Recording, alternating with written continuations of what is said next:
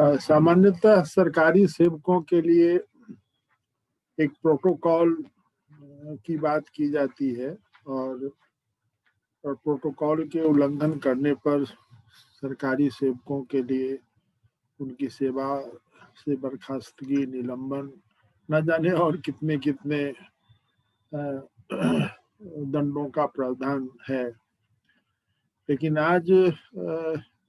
संवैधानिक संस्था पर काबिज दिल्ली के मुख्यमंत्री अरविंद केजरीवाल के द्वारा संवैधानिक संस्था के पद पर होते हुए संविधान और प्रजातंत्र की मंदिर में गैर संवैधानिक काम करते हुए देख के मन खिन्न हो गया। एक देश का नागरिक प्रजातंत्र की व्यवस्था में किसी ऐसे कानून के विरुद्ध उसे प्रदर्शन करने का, उसके खिलाफ बोलने का, आंदोलन करने का एक प्रजातांत्रिक अधिकार है, परंतु संविधान की कुर्सी पर बैठे हुए सत्ता के उच्च पद पर आसीन व्यक्ति को गैर संवैधानिक काम करने का अधिकार कहाँ से आ गया? क्या उनके लिए कोई प्रोटोकॉल है या नहीं है? विधानसभा में ये किसान बिल जो अब कानून का रूप ले चुका है, उसकी प्रति को फाड़ते हुए स्वयं और अपने पार्टी सदस्यों के द्वारा उसको चीरते हुए जिस तरह से उन्होंने अपने पद और गरिमा के विपरीत काम किया है, इससे प्रजातांत्रिक व्यवस्था में ऐसे लोगों के कारण जो संवैधानिक पद की मर्यादा है वो बिल्कुल समाप्त हो गई है। एक बौद्धिक समाज के आदमी होने के नाते मैं किसी भी कीमत पर उनकी इस कृत्य को नहीं सराह सकता हूँ, चाहे वो कितने भी लोकप्रिय क्यों न हो। प्रजातंत्र में अब ये बात देखी जाती है कि किसी भी तरह लोकमत को अपने पक्ष में करने के लिए, जिसके कारण वो सत्ता पर काबिज हो जाए, किसी भी तरह के कृत्य करने के लिए लोग तैयार हो जाते हैं। यह उसी बात का एक सबूत है कि जिस केजरीवाल सरकार ने इस कृषि बिल को अधिसूचित कर दिया था, नोटिफाई कर दिया था, वो कानून के रूप में लागू हो गया था, उस कानून को लागू करने वाली सरकार के मुखिया होने के बावजूद भी उस कानून की प्रति को उन्होंने फाड़ दिया। अगर वही इस चीज को, इस देश की मर्यादा को, संवैधानिक मर्यादा को नहीं पालन करेंगे तो आम लोगों से इस बात की अपेक्षा करना कहाँ तक उचित होगा। मुझे इस बात को देख के आश्चर्य हुआ और खेद भी हुआ कि किस तरह की प्रजातांत्रिक व्यवस्था में हम हैं, या अंग्रेजों ने कहा था कि हम अभी प्रजातंत्र के लायक हुए हैं या नहीं।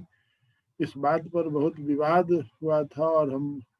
लोग ऐतिहासिक साक्ष्य के रूप में इस बात को स्थापित किए थे कि नहीं, प्रजातांत्रिक व्यवस्था हमारी नस्ल में है, हमारे खून में है, और हम दुनिया के सबसे बड़े गणतंत्र के जो लिच्छवी गणतंत्र,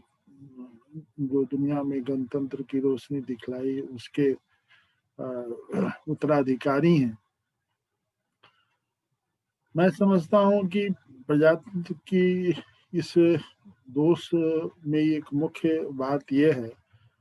कि जब से सत्ता की राजनीति हुई है, सत्ता के द्वारा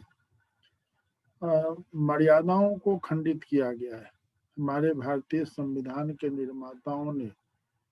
संविधान बनाते समय चूंकि भारत जैसे बहुभाषीय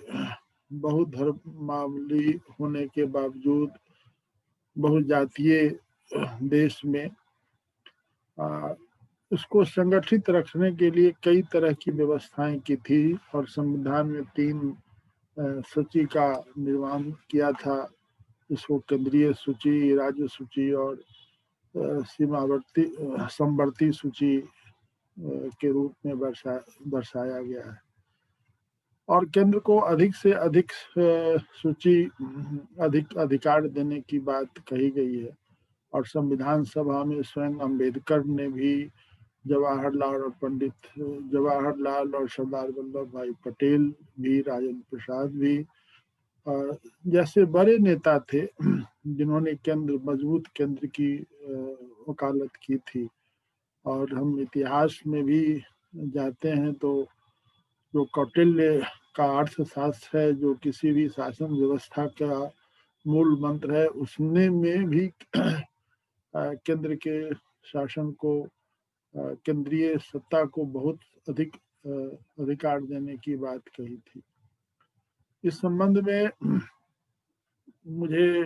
अपने प्रांत के मुख्यमंत्री डॉक्टर श्री कृष्ण सिंह के बारे में भी एक बात का स्मरण होता है। जब एलपी शाही ने इस बात को अपने आलेख में उल्लेखित किया है कि जब केंद्र के अधिकार की बात जब उन्होंने उनसे की थी, तो श्री कृष्ण सिंह ने कहा था कि तुम भारत का इतिहास पढ़े हो, भारत के इतिहास को पढ़ो। जब जब केंद्र कमजोर होता है तब तक जो प्रांतीय भावना है, क्षेत्रीय भावना है, उत्पन्न होती हैं और वो केंद्र से अलग होने की प्रवृत्ति उसमें बढ़ती है। आज ये खुशी की बात है कि केंद्र में एक मजबूत सरकार है जिसके कारण इस तरह की प्रवृत्तियों पर लगाम लगाया जा रहा है और जिसके कारण ऐसी सारी प्रवृत्तियों के लोग जो अपने को सत्ता में रखना चाहते हैं, केंद्र के अच्छे कामों का भी विरोध इस तरह से करते हैं जिस तरह से कोई ये देश विरुद्ध काम हुआ हो। किसान बिल के दोष और गुण की बात को मैं अभी यहाँ नहीं उठाना चाहता हूँ, क्योंकि कानून जिस बात की वकालत पहले कांग्रेस पार्टी ही कर चुकी थी और मनमोहन सिंह की सरकार ने इस प्रस्ताव को लाया था, उनके मैनिफेस्टो में था, फिर आम पार्टी के मैनिफेस्टो में बात थी। अगर उस कानून को भारतीय जनता पार्टी की सरकार ने लागू कर दिया तो उसके लिए संवैधानिक तरीकों को छोड़ के इस तरह की हरकत करना जिसमें कि देश की प्रजातांत्रिक व्यवस्था कमजोर हो, एक जो अनुशासीय तंत्र है वह समाप्त हो, यह किसी भी दृष्टिकोण से सही नहीं कहा जा सकता है। इस तरह की बात को मैं पूरी तौर से निंदा करता हूँ और यह लोगों से अपील भी करता हूँ कि इस तरह के राजनीतिज्ञों को प्रजातंत्र में कोई जगह नहीं मिलनी चाहिए। देश में हमारा देश ही जो है वो फेडरल शासन व्यवस्था में है और ये फेडरल शासन व्यवस्था दूसरे देशों में भी, अमेरिका में भी फेडरलिज्म है, तो वहाँ केंद्र को और वहाँ के स्टेट्स को अलग अलग अधिकार मिले हुए हैं। जबकि भारत फेडरलिज्म की व्यवस्था में तो है, लेकिन यहाँ केंद्र को अधिक अधिकार मिले हुए हैं। अगर ये चीज केंद्र को इसके द्वारा पास किए गए किसी देश हित के कानून को इस तरह से गैर राजनीतिक तरीके से और विधानसभा और पार्लियामेंट में उस कानून की प्रति को फाड़ के देश के संविधान को और देश की कानून की अवहेलना करना कहाँ तक प्रजातंत्र के हित में है, ये प्रश्न हमेशा हमारे सामने रहना चाहिए। ये आचरण कतई मतलब देश के लिए शोभनीय नहीं है और इससे प्रतिकूल असर पड़ेगा। केंद्र को अधिक ताकत मिले, यह बात बिल्कुल सही है और भारत जैसे देश में बिल्कुल ये सही होना चाहिए, क्योंकि प्रांतों में जब से केंद्र और प्रांतों में अलग-अलग दलों की सरकार, अलग-अलग नीतियों की सरकार बनना शुरू हुई, तो केंद्र और राज्यों में टकराव भी हुए और सत्ता में बने रहने के लिए केंद्र के द्वारा कई बार ऐसे काम किए गए जो एक प्रजातांत्रिक व्यवस्था में उचित नहीं माना जा सकता है। इसकी शुरुआत स्वयं इंदिरा गांधी ने की थी जब 1959 में वो कांग्रेस अध्यक्ष बनी थी, तो सबसे पहले केरल के साम्यवादी सरकार जो नंबूदिरी पाल के नेतृत्व में बनी थी, चुनी हुई सरकार को बर्खास्त करने का दबाव उन्होंने कांग्रेस पार्टी, राजेंद्र प्रसाद एवं अन्य लोगों पर दबाव डाल के वहाँ के साम्यवादी सरकार को उन्होंने बर्खास्त करवाया था। बाद में कई बार ऐसी परिस्थितियां आई जिसमें कि केंद्र वैसे सरकारों को उन्होंने बर्खास्त करा दिया जो जो उनके मनोनुकूल नहीं थी और केंद्र और राज्य में अलग अलग चीजें की सरकार बनती गई। फलस्वरूप जब देश में एक पार्टी की सरकार प्रांत और केंद्र में नहीं हुई और अन्य जगहों में प्रांतों में किसी और पार्टी की सरकार और केंद्र में और सरकार या केंद्र में मिली जुली सरकार, तो इस तरह की बातें बार बार होती गई, जिससे कि हमारा देश की एक व्यवस्था कमजोर हुई और अब एक ऐसी व्यवस्था चल गई है कि जिसमें कि हम किसी भी कीमत पर सरकार में बने रहने के लिए देश हित से अधिक दल हित की बात हम करते हैं। अभी यह एक सुखद स्थिति है देश के लिए कि केंद्र में एक मजबूत सरकार है, अन्यथा जिस तरह से देश के विभिन्न प्रांतों में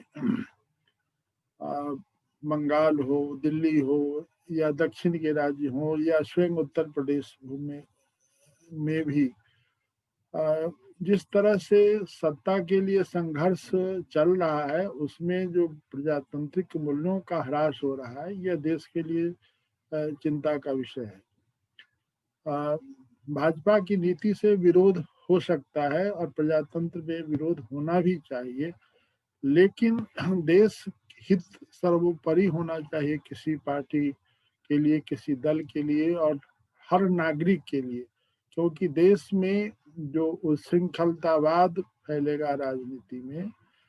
उसके बाद अगर एक बार जो शासन की व्यवस्था समाप्त हो जाती है तो उस शासन को पटरी पर लाने में बहुत कठिनाई होती है और नहीं वो संभव भी नहीं होता है। देश इस श्रृंखलता का परिणाम भी देख चुका है। इंदिरा गांधी ने आपातकालीन व्यवस्था की, इस देश में आपातकाल लागू किया। मैं उनके कदम को कभी भी सही नहीं कह सकता हूं कि किसी भी प्रजातांत्रिक व्यवस्था में देश के नागरिकों का जो संवैधानिक अधिकार है उसको समाप्त नहीं किया जाना चाहिए, परंतु उस समय भी जो देश की परिस्थितियां पैदा हुई थी वो ऐसी हो गई थी कि उस समय भी सेना को विरोध करने के लिए, सेना को आंदोलन करने के लिए कहा गया था। मुझे एक बात याद है कि बिहार के एक वरिष्ठ समाजवादी नेता कपिल देव सिंह जी को मैंने एक बार किसी व्याख्यान के लिए आमंत्रित किया था। तो उन्होंने कहा था कि जब जयप्रकाश नारायण ने कहा कि हम गांधी मैदान में असेंबली की बैठक बुलाएंगे और वहाँ एक समानांतर विधानसभा चलेगा, तो उन्होंने कहा था कि मैंने इसका विरोध किया था, क्योंकि देश में एक संविधान है, जो संविधान के द्वारा बनाई गई विधानसभा है, विधान परिषद है, उसकी एक जगह नियत है, उसकी बैठक वहाँ होगी। अगर इस तरह से इस व्यवस्था को समाप्त किया जाएगा तो ये लोकतंत्र के बदले ये क्या लोकतंत्र के बदले ये हुल्लड़ तंत्र की व्यवस्था होगी और बाद में फिर वैसी चीज नहीं हुई। तो आज देश जो है वो सस्ती लोकप्रियता के कारण, केवल वोट के कारण अपनी जो अनुशासीय व्यवस्था है, संवैधानिक व्यवस्था है, उससे हटती चली जा रही है। ये देश के लिए चिंता का विषय है। और खास के अरविंद केजरीवाल जैसे पढ़े लिखे लोग जिनसे कि देश को एक अच्छी दिशा का मिलने का भरोसा था, उन जैसे लोगों के द्वारा इस तरह का काम करने से ये चीजें समाप्त हो रही हैं कि जो कि देश की जनता को जो एक उम्मीद थी कि एक नई नस्ल आएगी और नई नस्ल से एक नई रोशनी और नई कार्य संस्कृति पैदा होगी, तो लोग तो पिछली पीढ़ी से तो जो नई पीढ़ी है उससे तो असंतुष्ट है ही, और नई पीढ़ी के लोगों से भी लोगों का असंतोष बढ़ेगा तो देश का भविष्य कैसा होगा। यह एक विचारणीय प्रश्न है और इस पर हम लोगों को बार बार विचार करना चाहिए। देश बचेगा, प्रजातंत्र बचेगा, तभी तो विरोध की बात होगी। लेकिन देश की प्रजातंत्रीय व्यवस्था के ही ढांचा को अगर समाप्त कर दिया जाए तो फिर देश कैसे बचेगा। विधानसभा में सरकार के द्वारा ही सरकार के कानून को फाड़ा जाए तो कौन सी ऐसी एजेंसी है जो सरकार के कानून को लागू कराएगी। यह देश के संगठनात्मक ढांचे के ऊपर प्रहार है और वैसे लोगों के द्वारा जो प्रहार है जो सत्ता के भागीदार हैं। यह सबसे चिंता का विषय है। मोदी के विरोध का मतलब यह नहीं है कि हम अपने जो संवैधानिक हमारा ढांचा है उसी ढांचा पर हम कुठारघात करें। यह देश में एक की जो प्रवृत्ति बढ़ रही है वो उसी दिशा में है कि ये देश की व्यवस्था को तहस नहस कर दिया जाए, इसलिए इसकी भर्त्सना की जानी चाहिए। और हम आम लोगों से भी अपील करते हैं कि ठीक है, कानून कृषि कानून किसानों के हित में नहीं है तो बहुत सारी चीजें हैं, और प्रजातंत्र में तो बहुमत के आधार पर सरकारें चलती हैं।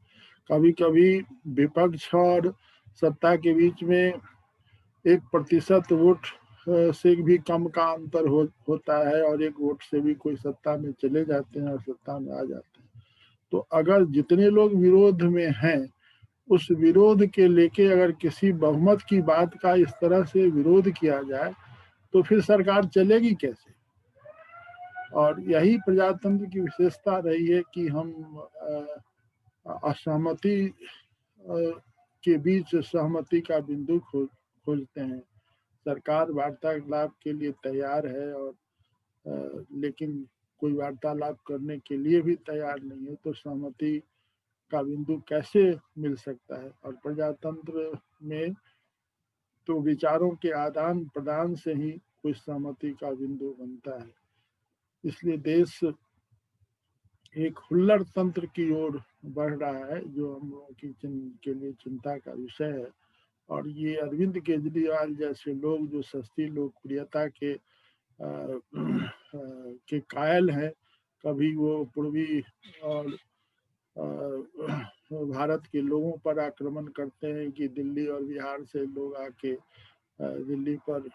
कब्जा कर लेते हैं, या दिल्ली में ये हेल्थ बिल का जो 5 लाख की जो चिकित्सा भत्ता है, चिकित्सा सहायता है, उसका लाभ उठा लेते हैं। तो इस तरह का विरोध करने से, जिस तरह से गुजरात में बम्बई में बिहारियों और उत्तर प्रदेश के लोगों के बीच में किया जाता है, उस तरह से दिल्ली में केजरीवाल सस्ती लोकप्रियता के लिए करते हैं। ऐसे लोग प्रजातंत्र के भारत जैसे संघीय व्यवस्था के अनुरूप नहीं है। इन लोगों की भर्त्सना की जानी चाहिए, इन लोगों का विरोध किया जाना चाहिए। भारत एक सुसंस्कृत राष्ट्र है और प्रजातंत्र में निष्ठा रखने वाले लोगों का राष्ट्र है, इसलिए उन लोगों की का जगह जो है वो प्रजातंत्र के अनुकूल नहीं है। ये सत्ता के लोभी लोग हैं और इस तरह से सत्ता पर काबिज होना चाहते हैं। मैं उनके इस कृत्य की भर्त्सना करता हूँ।